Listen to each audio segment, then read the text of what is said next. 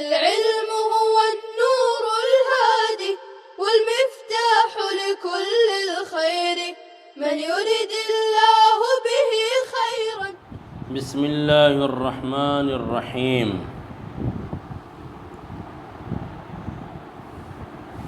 فاللازمة 17 نوعا 10 متضادة و7 مفردة. پس صفات لازمہ 17 ہیں، 10 متضادہ ہیں اور 7 مفردہ یعنی غیر متضادہ ہیں. گزشتہ کل صفات متضادہ کے سلسلے میں بات چل رہی تھی جہر اور اسی طریقے سے ہمس کے بارے میں، اور یہاں پر ایک بات یہ سمجھتے چلیں کہ ہم جس باب کو پڑھ رہے ہیں یعنی باب الصفات، یہ صفات کا بیان بڑا اہم ہے، جیسا کہ آپ کو اس سے پہلے والے سبق میں بھی بتایا گیا تھا. اور صفات کے اہم ترین فائدے ہیں، من جملہ ان فوائد کے ایک فائدہ یہ ہے کہ ان صفات کے ذریعے سے حرفوں کی صحت میں کمال پیدا ہوتا ہے کہ اگر یہ صفت نہ ادا ہوں تو بعض مرتبہ تو وہ حرف ہی کسی دوسرے حرف سے بدل جاتا ہے، یعنی وہ ذات ہی بدل جاتی ہے. جیسے، اور یہ عام طور پر ان حروف میں ہوتا ہے کہ جن کا مخرج ایک ہوتا ہے اور صفات مختلف ہوتی ہیں. جیسے طا اور تا، کہ طا اور تا دونوں کا مخرج ایک ہی ہے، زبان کی نوک ثنایا علیہ کی جڑ، لیکن دونوں کی صفات مختلف ہے اور دونوں میں امتیاز اور فرق صفات کے ذریعے سے ہو رہا ہے کہ طا کو تا سے جدا کیا استعلاء اور اطباق نے، اور تا کو تا سے جدا کیا استفعال اور انفتاح نے. تو اگر تا کے اندر یہ صفت استعلاء اطباق ادا نہ ہو تو یہ تا بن جائے گا. تو گویا کہ ان صفات کے ادا نہ ہونے سے کبھی تو کیا ہوتا ہے کہ وہ حرف ہی دوسرے حرف سے بدل جاتا ہے، یا کبھی ایسا ہوتا ہے کہ وہ صفات ادا نہ ہو تو حرف کی ذات تو باقی رہتی ہے، البتہ اس کے اندر نقص آ جاتا ہے. کہ جیسے غین ہے کہ غین میں اگر صفت استعلاء ادا نہ کرے تو اس کے اندر نقص آ جائے گا. ایسے ہی خا کے اندر صفت استعلاء اگر ادا نہ کرے تو اس کے اندر نقص آ جائے گا. تو کبھی تو ان صفات کا ادا نہ ہونا حرف ہی بدل جاتا ہے، اور کبھی حرف اگر نہ بھی بدلے تو اس کے اندر نقص ضرور آ جاتا ہے. جی، دوسرا فائدہ یہ ہے کہ جو متحد المخرج حروف ہوتے ہیں ان میں ان صفات لازمہ ہی سے کیا ہوتا ہے، امتیاز ہوتا ہے. جیسے طا اور تا، کہ طا کو تا سے جدا کیا استعلاء نے، اطباق نے، اور تا کو تا سے جدا کیا استفعال اور انفتاح نے. تو اگر یہ صفات نہ ہوتی تو ظاہر سی بات ہے کہ یہ حرف ایک دوسرے حرف سے ممتاز نہیں ہوتے ہیں. تو پہلا فائدہ تو یہ ہے کہ ان حروف، ان صفات کے ذریعے سے حروف کے اندر کمال پیدا ہوتا ہے، ان کی صحت تام ہوتی ہے. اور دوسرا فائدہ یہ ہے کہ متحد المخرج حروف کے درمیان میں انہی صفات کے ذریعے سے فرق اور امتیاز ہوتا ہے. چنانچہ علماء نے لکھا ہے کہ اگر یہ صفات نہ ہوتی تو بعض حروف ایسے ہیں کہ ان میں کچھ فرق ہی نہیں ہوتا ہے. یہ صفات ہی کی برکت ہے کہ ان حروف کے درمیان میں باہم امتیاز اور فرق ہوتا ہے، وہ ایک دوسرے سے جدا ہوتے ہیں. تیسرا فائدہ یہ ہے کہ ان صفات کے ذریعے سے حروف کی قوت و ضعف کا پتہ چلتا ہے کہ بھئی یہ حرف کتنا قوی ہے، یہ حرف کتنا ضعیف ہے، جیسا کہ صفات کے بیان کے آخر میں آپ کو بتائیں گے کہ حروف کی باعتبار قوت و ضعف کے 5 قسمیں ہیں: اقوا، قوی، ضعیف، متوسط اور ادنا۔ تو اس طریقے سے اضعف یعنی اقوا، قوی، اس کے بعد متوسط، ضعیف اور اضعف، اس طریقے سے 5 قسمیں ہیں۔ تو اب ان صفات کے ذریعے سے حروف کی قوت اور ضعف کا پتہ چلتا ہے۔ وہ اس طریقے سے کہ آپ کو بتایا گیا کہ جو صفات متضادہ 10 ہیں، ان 10 صفات متضادہ میں سے 5 کی ضد ہے، تو ان 10 میں سے 5 قوی صفت ہیں اور 5 جو ہے کیا ہے، ضعیف صفات ہیں۔ اور اسی طریقے سے جو غیر متضادہ 7 صفات ہے، ان میں سے لین کے علاوہ تمام صفات کیا ہیں، قویہ ہیں۔ تو 17 صفات میں سے 11 صفات جو ہے قوی ہیں اور 6 صفات کیا ہے، ضعیف ہے۔ تو بہرحال جس حرف میں صفات کو دیکھا جائے گا کہ کتنی اس حرف میں پائی جانے والی صفات قویہ ہیں، اگر تمام صفات قویہ ہیں تو وہ حرف اقوا کہلائے گا، اور کسی حرف میں 1 یا 2 صفت ضعیف ہوگی تو وہ ضعیف جو ہے قوی کہلائے گا، اور اگر برابر ہے ضعیف اور قوی صفات تو وہ متوسط کہلائے گا، اور اگر ضعیف صفات زیادہ ہیں قویہ کم ہے تو وہ ضعیف کہلائے گا، اور اگر تمام صفات جس میں ضعیفہ ہو، 1 آدھ صفت قوی ہو تو وہ اضعف کہلائے گا۔ اس کی پوری تفصیل جو ہے صفات کے اخیر میں آپ کو بیان کریں گے۔ بہرحال یہ صفات کے فائدے آپ کو بیان کیے جا رہے ہیں کہ صفات کے یہ فائدے ہیں، اور اس طریقے سے جو ہے صفات کے ذریعے سے حروف کے قوت اور ضعف کا پتہ چلتا ہے، اور اس کا فائدہ ہمیں اظہار اور ادغام کے بیان میں ملے گا۔ اس لیے کہ آپ جو ہے صفات عارضہ میں پڑھیں گے کہ ادغام کی بحث کے اندر لکھا جاتا ہے کہ یہاں ادغام ہوگا، یہاں نہیں ہوگا، اور یہاں ادغام کیا ہوگا، ناقص ہوگا، یہاں تام ہوگا۔ تو اس وقت آپ کو پتہ چلے گا کہ قوی حرف کا ادغام ضعیف میں ہوتا نہیں ہے، اور اگر کسی قرب اور شدت اتصال کی وجہ سے ہوتا بھی ہے تو ضعیف ہوتا ہے۔ تو آپ کو پتہ کیسے چلے گا کہ یہ حرف قوی ہے، کہ یہ حرف ضعیف ہے، کہ اضعف ہے، کہ جو ہے اقوا ہے؟ تو انہی صفات کے ذریعے سے آپ جو ہے حروف کو کیا کریں گے، ناپیں گے، تولیں گے کہ یہ حرف قوی ہے کہ ضعیف ہے۔ جی بہرحال یہ صفات کے آپ کے سامنے فائدے تھے۔ اب آگے جو ہے فالمتضادۃ منها الجہر، گزشتہ سبق میں جہر اور ہمس پر بات چل رہی تھی کہ صفات متضادہ میں کی ایک صفت جہر ہے، اور وہ آواز کا جو ہے بلند ہونا ہے، آواز کے مخرج میں قوت کے ساتھ ٹھہرنے کی وجہ سے، سانس کے بند ہونے کی وجہ سے۔ تو یہاں جو صفات جہر اور ہمس کو بیان کیا گیا ہے، تمام صفات میں سب سے پہلے جہر اور ہمس کو بیان کیا، آپ کو اس کی وجہ بتا دی گئی۔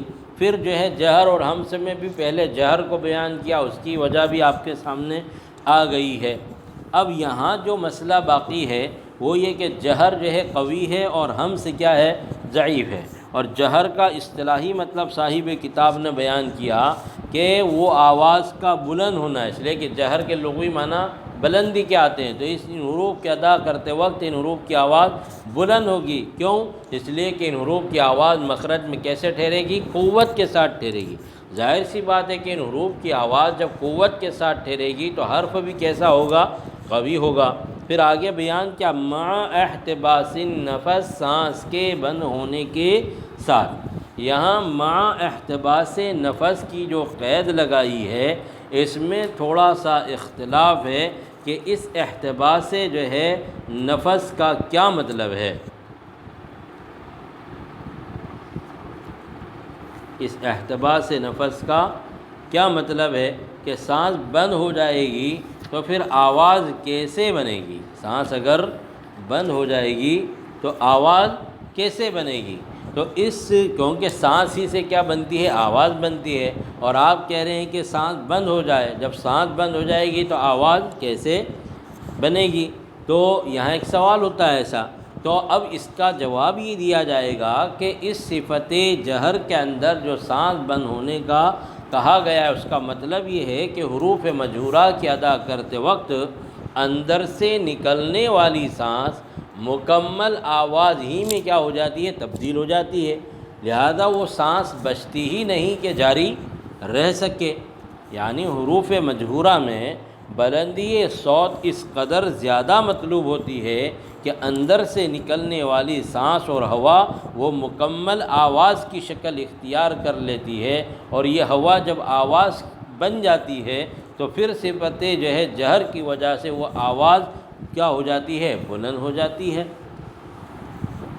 تو یہ ہے، اور بعض حضرات نے صفت جہر کے اندر سانس بند ہونے کا مطلب یہ لکھا ہے کہ بوجہ جہر جریان نفس کی صلاحیت کیا ہو جائے گی؟ ختم ہو جائے گی، کہ سانس جاری کرنا چاہے تو جاری نہ ہو سکے۔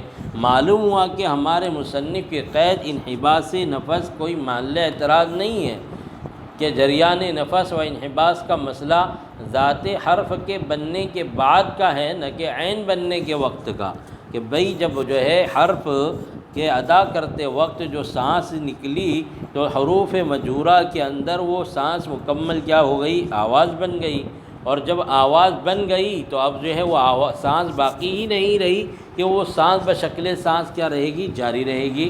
تو سانس بند ہونے کا اور جاری رہنے کا مطلب یہ حرف کی ذات کے بننے کے بعد کا ہے، نہ کہ عین بننے کے وقت کا۔ اس لیے کہ اگر عین بننے کے وقت احتباس سے نفس کو قبول کر لیا جائے تو اس کا مطلب یہ ہے کہ بھئی سانس تو نکلنا بند ہو گئی، تو پھر آواز اور حرف کس سے بنے گا؟ اس لیے کہ سانس ہی سے تو کیا بنتا ہے؟ آواز اور حرف بنتا ہے۔ بہرحال اس طریقے سے یہ انحباس نفس کی کیا ہے؟ قید لگائی ہے۔ اسی طریقے سے قاری رمضان صاحب نے قاری حفظ الرحمن صاحب سے بھی یہ بیان کیا ہے کہ صفت جہر میں انضمام نفس ہوتا ہے، اس لیے کہ نفس صوت کے لیے مثل سواری کے ہے، سمجھے؟ یہ کوئی نہیں کہتا کہ جہر میں صوت بند ہو جاتی ہے، اس لیے کہ صوت بدون نفس کے پائی نہیں جاتی ہے۔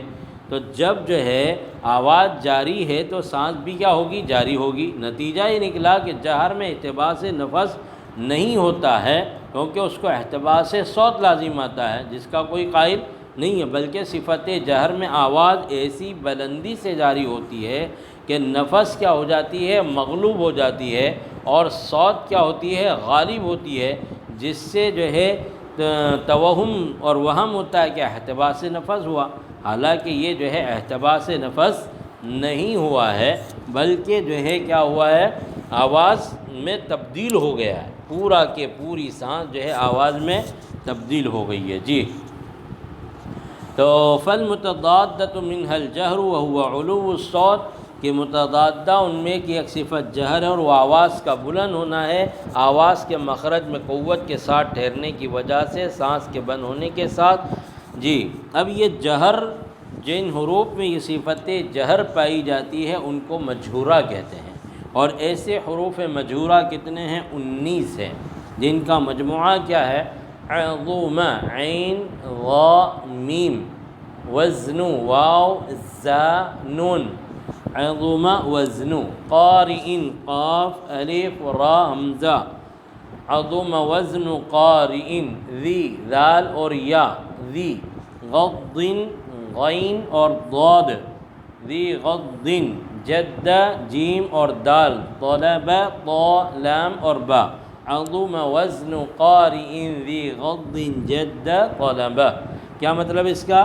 نیچی نگاہ رکھنے والے قاری کا وزن عظیم ہوا کہ اس نے طلب میں کوشش کی۔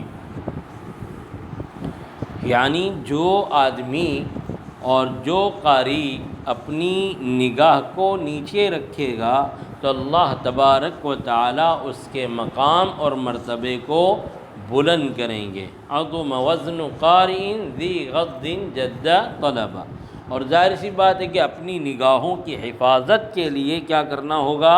جد و جہد کوشش کرنی ہوگی، اپنے نفس کو مارنا ہوگا، اور یہاں جتنی بھی صفات صاحب کتاب بیان کریں گے تو ہر ایک صفت کا کچھ نہ کچھ مجموعہ ہوتا ہے، جن خاص طور پر جن صفات کے حروف کیا ہیں، جن صفات سے متصف حروف کی تعداد زیادہ ہیں، تو ان کو یاد اور حفظ کرنے کی آسانی کے لیے ان جو ہے حروف کو مجموعے میں سمو دیا ہے، پرو دیا ہے، ترتیب دے دیا ہے، تاکہ وہ محفوظ رہے اور یاد ہو جائے۔ جی، تو بہرحال یہ جو ہے اس کا مجموعہ ہے، اور اس طریقے سے یہ 19 حروف صفت جہر سے متصف ہے، تو یہ 19 حروف کے اندر آواز کیا ہوگی؟ بلند ہوگی۔ آگے بیان کیا کہ وضدہ الہمس، کہ اس کی ضد یعنی جہر کی ضد کیا ہے؟ ہمس ہے، جو فحثہ شخص سکت کے حروف میں پائی جاتی ہے۔ دیکھیے صاحب کتاب علیہ الرحمہ کے صفات کو اور اسی طریقے سے کتاب میں بیان کیے جانے والے قواعد ہدایات کے جو ہے بیان کرنے کا اسلوب اور انداز بڑا نرالا ہے، جامع اور مختصر ہے، اسی لیے اس کتاب کا نام کیا؟ خلاصۃ البیان ہے۔